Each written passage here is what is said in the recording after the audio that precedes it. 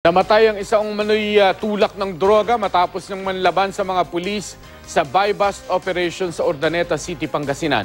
Makibalita tayo kay Michael Season ng GMA Dagupan. Nauwi sa barilan ng drug buy-bust operation ng mga otoridad sa isang sementeryo sa Urdaneta City, Pangasinan kahapon. Ayon sa pulisya, lalapitan na sana ng mga operatiba ang suspect na si Larry Teña Francia, pero bigla raw siyang bumunot ng baril. Palapit na yung police as a pusher buyer, na-identify niya na police yung palit sa kanya. Bigla na lang bumunot ng baril itong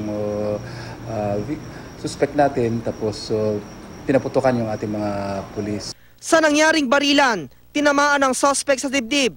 Wala namang nasaktan sa hanay ng mga pulis. Instinctively, nag-fireback yung ating dalawang police na nag-operate, at then dun kinamatay nung... Nakuha sa suspect ang kalibre 45 baril, mga bala 21 pakete ng hinihinalang shabu at mga drug paraphernalia. Base sa investigasyon ng pulisya, nahaharap din pala si Teña Francia sa kasong frustrated murder. Nalaman nga natin na hindi lang siya gun for hire, involved pa siya sa illegal drugs. Michael Season, Nagbabalita, Pilipinas.